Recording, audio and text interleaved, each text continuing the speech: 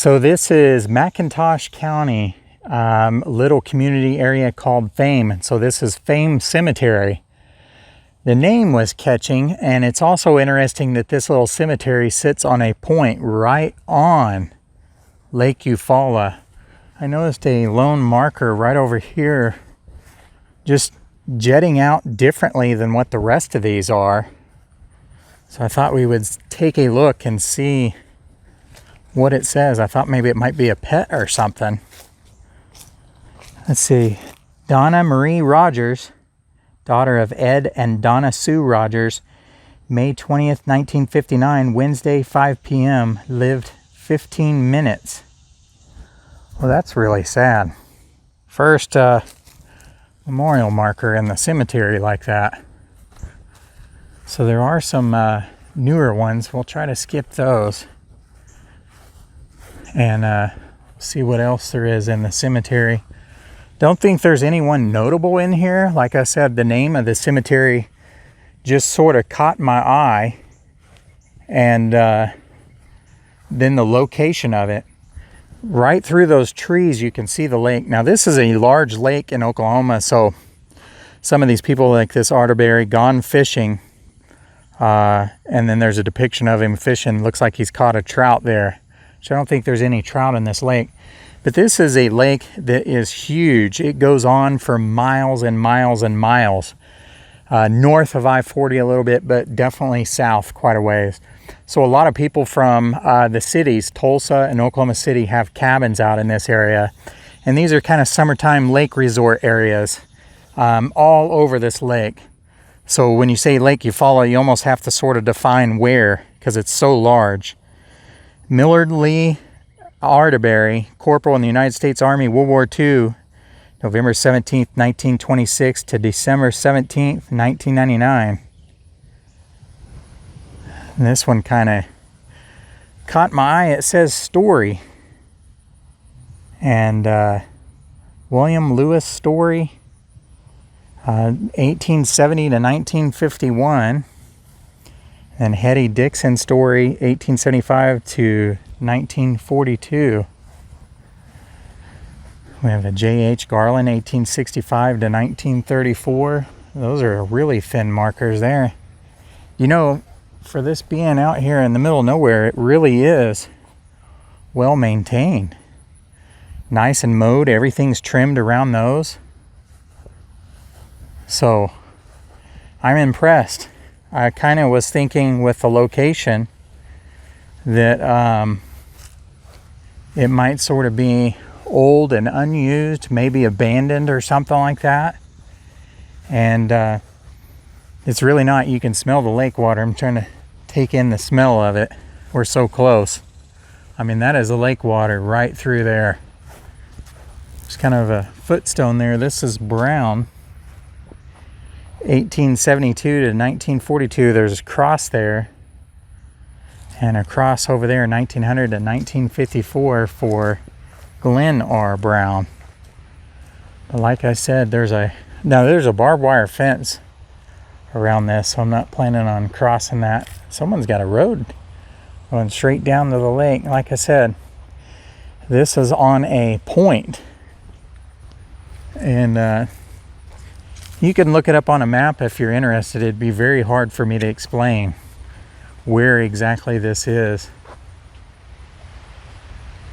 But that is interesting. A cemetery right on a lake. You can hear the waves.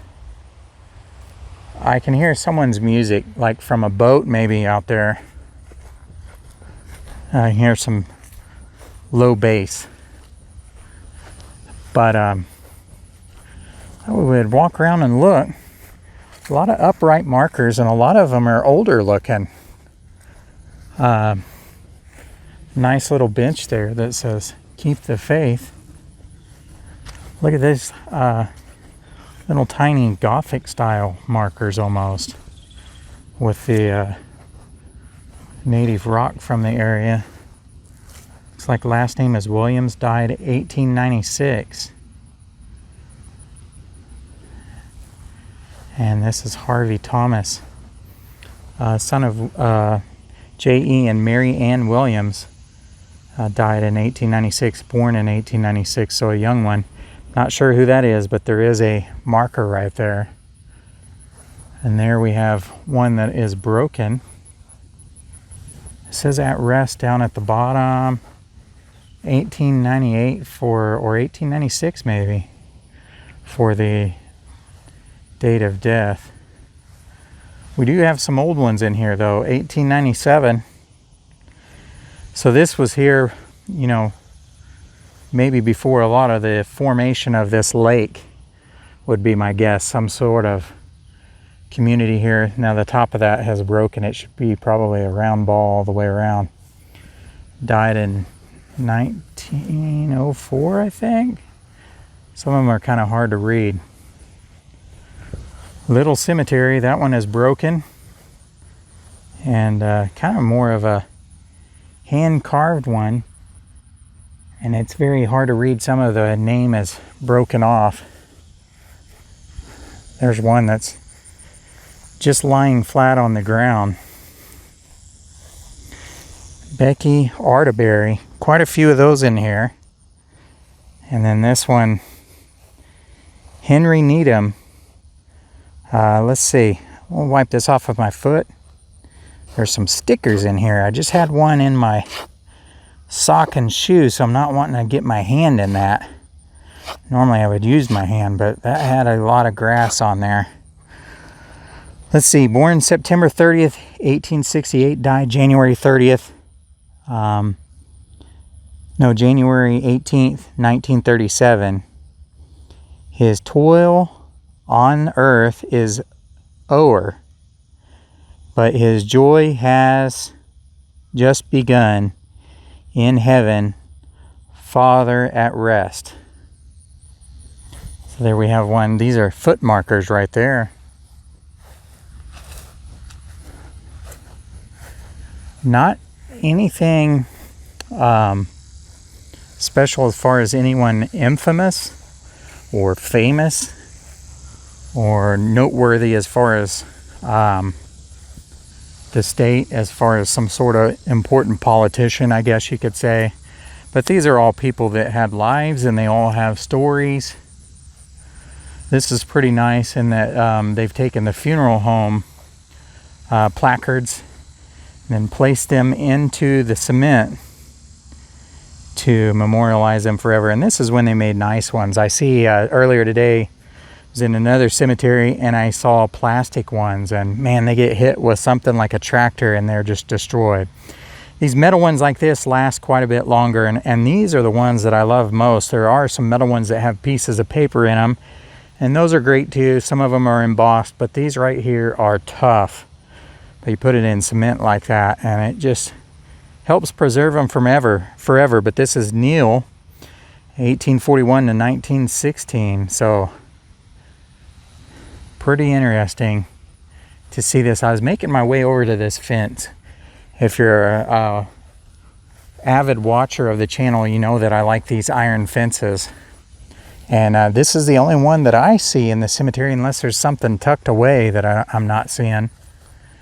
But they have a bird feeder here, nice big American flag. And it is really a nice iron fence for all the way out here. Let's see if we can see any dates at all. It is very weathered. It's very hard to see just because of the way the sun is and that fence right there. Now this one right here says George Hensley, March 15th, 1836, and died August 19th, 1901, is what that says. It's interesting how close some of these are to the lake. Like there's some right over there. There could be more up in the woods or something, I'm not sure. But these are in the far back corner of this cemetery. So we have a Millie Fife, 1870 to 1940. These have nothing at all that you can read. Lena Fife, born 1897, and died in 1915, age 17 years. These are a few infants here. Elijah Rupert and Tommy Lee. No dates that I can see. Even on that, that's all worn. So don't see any dates. Edith Marie Adams. Different spelling for Marie. M-E-R-E-E. Born October 23rd, 1916 and died November 17th, 1916. So not even a month old. Rough area. A lot of infants in through here. This one is all by itself back here. Andy Cooper. And there's a bunch of dirt on there. So don't know the dates of death or birth. See what else we see over this way. Trying to block the sun. I need to get something for the front of this that blocks the sun, but we're kind of getting to that time of day where the angle is intrusive whenever you're facing the west. So can't help it too much. Angle it over this way. Like I said, there's a good view of the lake. Be even more so in the wintertime when the leaves are all off the trees. Of course, you wouldn't see all the activity out there. Do see a couple boats out there just kind of sitting. It's very hard to tell on camera. Really a nice, peaceful cemetery, though, out here like this. Passed a few residences on the way out. It's all rocky roads to this. Wasn't sure if the GPS was taking me to the right spot. All rocky roads, few residences, and you can obviously tell that some of them were cabin resort deals. I see a veterans marker over here. Let's go take a look at that one. Foot marker there. Looks like they've dug this up to sort of bring it back up to the surface. Maybe it was set down in there. So, like I said, they're caring for it, looks like. Caddy wife of J.W. Hodges, born January 18th, 1869, died April 30th, 1892. One of the early ones, 1892 here too. Wife of J.T. Williams, born March 6th, 1866, and died November 18th, 1892. This is Tom W. Mccain. And, whoo! If I don't have the sunglasses on, it's really difficult to read. Looks like Private and Battery Inn, if I'm reading that right. U.S. Guards. It says Oklahoma, January 4th, 1930. So, go over here in the shade. Get out of the sun so we don't have the camera issues with the light kind of making dots and rainbows on it and stuff. Thought we would reach the corners of the cemetery, see what it was like. Nice and cool in the shade. Infant son of Mr. and Mrs. Edgar Turner, June 23rd, 1918 to June 24th, 1918. Day old, maybe, depending on the time, I guess. Cemetery is not a defined square or anything, or a rectangle. It just sort of ovals off with the contour of the point of the lake, I guess. That has more of a point to it. This is just rounded off. The last name is Hardin here. And let's see, we have 1938 Mary Hardin, 1915 for Rich Hardin, and then we have Emery Hardin, 1951. There's one right there, and I don't know if the writing is on the other side. I don't see anything on this side, but obviously I can't get in there to take a peek at it or anything, but someone has left flowers. Hardin baby, 1920, so that's probably another Hardin there. And here, because there is a Hardin right here, William H., son of F.L. and Lou Hardin, born January 12th, 1911, and died April 24th, 1911. These were some rough areas out through here. There's a lot of infants, it feels like. Rebecca C., wife of R.M. Whaley, born April 6, 1854, and died August 31st, 1891. Isn't that a beautiful monument, though? Got a wooden cross at the top. It's kind of almost like a mirror there, reflecting her life. And I like that one. And everything's nice and legible. It looks like they've reseeded it at one time, so I don't know if it's a replacement marker or not, but it's in really good shape. She has a foot marker right there. So this marker here is interesting. It's just a metal cross, and it has sort of a diamond plate that's been welded on there. But it says, in memory of Rebecca McIntosh, daughter of Chief William McIntosh, which is interesting. We're in McIntosh County, I believe. Wife of Benjamin Hawkins and Spire Haggerty? Can't tell. It looks like an F to me, but maybe it's supposed to be an E. Sister of D.N. McIntosh, born in Georgia 1815, died at Fame, Indian Territory is what that IT is, 1888. And Three Quarter Creek, that is a tribe, creek. So that's pretty interesting. So there are some Native Americans here, obviously, that transitioned here from, in her case, Georgia. And then I guess that's interesting.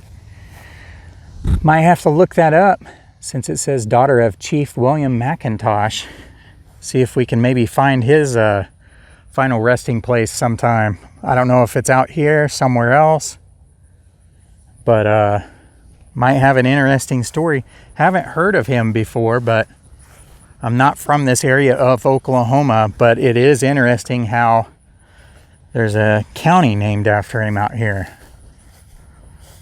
So this is the Sexton family, it says. That's all it says, and then a cross, and then just those markers right there with nothing on them. And then we have French right there, that white upright. And this is the Toller family, quite a bit of the Tollers right here. And they have some nice monuments. It might go into these rock monuments there, or maybe that's French. The last name French. Newer ones, looks to be newer right through there, in my opinion. Some nice flowers there that someone's still visiting out here, so that's good. Guy Brandon. September 16th, 1894 to September 7th, 1965. Down at the bottom, it says the same dates, but it says Thomas Guy Brandon on that metal plate. Woodman of the World, Shaw Bird, B-Y-R-D. And it says Brandon as the last name. Born August 29th, 1874, and died October 30th, 1913. This is a 1918. Pretty interesting little cemetery, though. Not too often do you get to see one that is right on a point. You can see a marker right over there. Is that one right here? It's kind of tucked away. It is. That is one right there. All covered up with dirt and stuff. There's some thorns. These are, I would dig through there, but those are briar patches, thorns right through there, so that'll cut you up. See a little bit of poison ivy there too, so I'm not allergic to poison ivy, but I definitely don't want to get all cut up. But there is a marker right there as well. It's interesting how they've reached out to the far outer limits of the cemetery with graves. So it's hard to say how many are in between where it's not marked. If they're burying on the outer edges like that, maybe it's pretty well filled, but I don't know. Don't know who has the records to the cemetery or anything like that. Might be interesting to look on Find a Grave and find out how many are actually on record with that particular website. Doesn't mean they have them all. So, like I said, thought we would stop in here and just take a quick peek. Pretty interesting. So thanks for tuning in and watching this little cemetery video. It's not very long, no one in particular that we came to see, but it's still interesting to find these little pocket cemeteries, especially this one being right on the lake like that. Very unique, and you don't get to see those very often, or at least I don't. I know of some in a few other areas, but this was interesting, and we kind of found someone important, right? The daughter of a chief, at least it's in memory of her. But anyways, thank you so much for watching, and we'll see you guys next time.